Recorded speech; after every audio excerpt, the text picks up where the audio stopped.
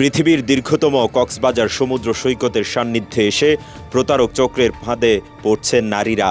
পরিবার পরিজন নিয়ে বেড়াতে আসা নারী পর্যটকরা সমুদ্রে নামলে তাদের স্পর্শকাতর ভিডিও ধারণ করে ছড়িয়ে দেয়া হচ্ছে নেট দুনিয়ায়। কালের কণ্ঠের অনুসন্ধানে এমন একাধিক ফেসবুক, ইউটিউব চ্যানেল শনাক্ত করা গেছে, যেখানে দেখা গেছে সাইবার অপরাধী একাধিক চক্র সমুদ্র স্নানে নামা নারীদের স্পর্শকাতর ভিডিও ধারণ করে তা সামাজিক যোগাযোগ মাধ্যমে ছড়িয়ে দিচ্ছে।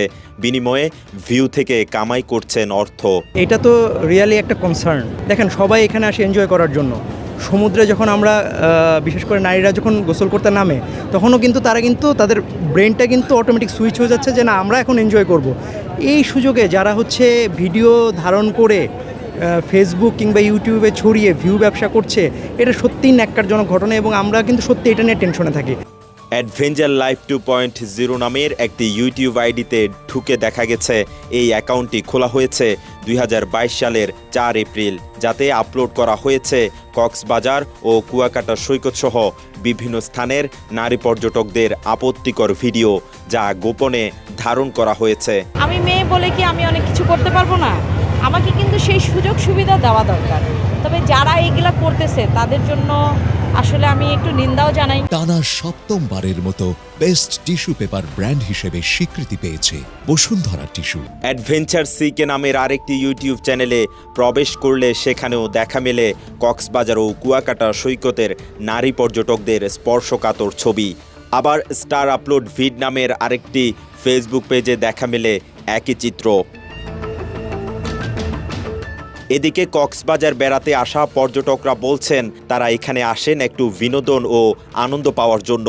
একে পুঁজি করে এক ধরনের অপরাধমূলক কর্মকাণ্ড করা হচ্ছে, সেটি তাদের জন্য বেশ উদ্বেগজনক।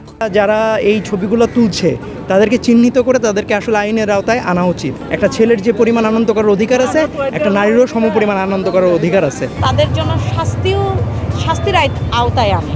হ্যাঁ, তার কারণে এটা অন্যায়। পর্যটকরা কক্সবাজারে আসে অবাধে বিচরণ করতে, তারা মেতে উঠবে সমুদ্র গোসলে।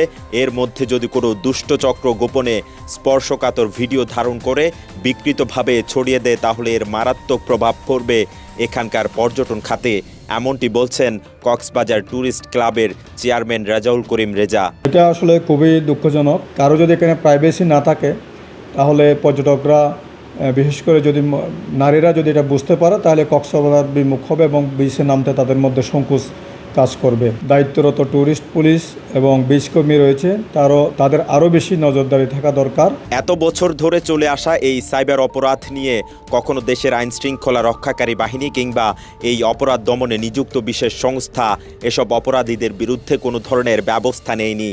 তবে এসব অপরাধ দমনে পুলিশের ভূমিকা জানতে কক্সবাজার জেলা পুলিশের অতিরিক্ত পুলিশ সুপার জসিমউদ্দিন চৌধুরীর শরণাপন্ন হলে তিনি জানান, এই ধরনের অপরাধের বিষয়ে তারা অবগত আছেন। এই বিষয়টা পর্যটন বিকাশের অন্তরায় এবং একটি অপরাধ।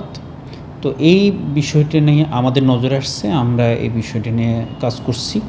যারা এই ধরনের কাজের সাথে জড়িত, এইরকম সাইবার অপরাধের সাথে জড়িত, তাদের বিরুদ্ধে আমরা আইনানুগ কঠোর ব্যবস্থা নিব। পরিবার পরিজন, বন্ধু স্বজন নিয়ে মুক্ত বিহঙ্গের মতো ঘুরে বেড়াতে কিংবা সমুদ্র বিলাসে আনন্দ উপভোগ করতে কক্সবাজার সমুদ্র সৈকতে আসেন দেশি বিদেশি লাখো পর্যটক। অথচ এখানেও নিরাপদ নন তারা, বরং হচ্ছেন প্রতারিত।